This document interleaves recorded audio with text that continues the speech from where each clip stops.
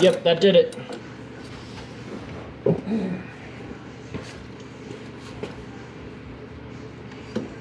You might find it. Oh, okay.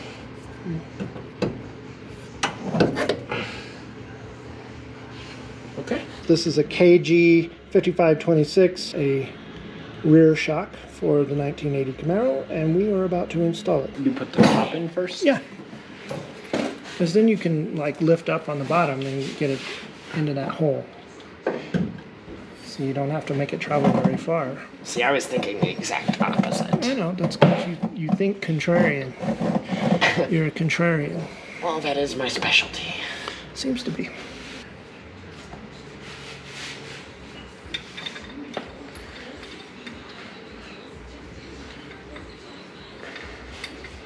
What I've always done is I've tightened that nut until the rubber expands to be the size of the washer.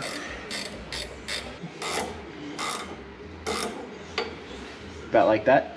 Yeah.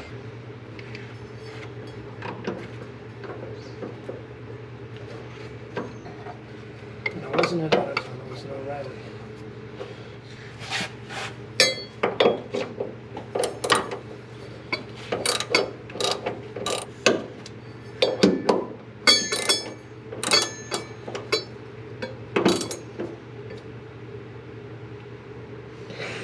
Now we're moving to the front of the car where we find that the shock absorber is double nutted.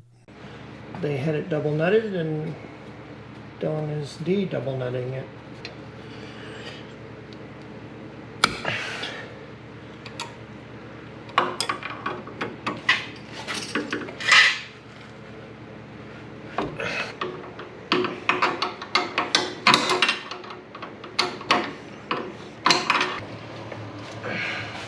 Dylan continues to use his Amish approach to mechanics.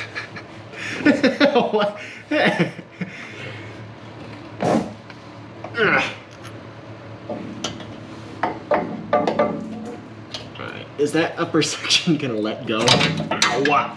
Yes, it is. Oh, it's a lovely shot. I guess we see how it goes in then. KYB gas adjust.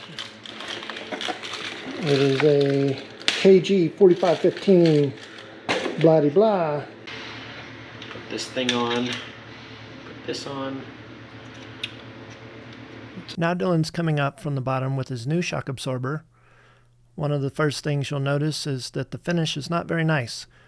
I asked him how this happened, and apparently in trying to remove the sticker goo, he says he was using alcohol, but whatever he used, it really damaged the paint.